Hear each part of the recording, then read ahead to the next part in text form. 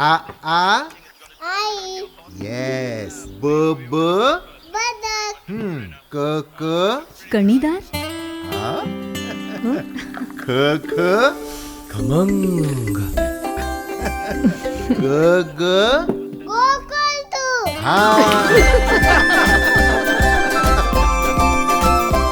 अगदी घरच्यासारखं.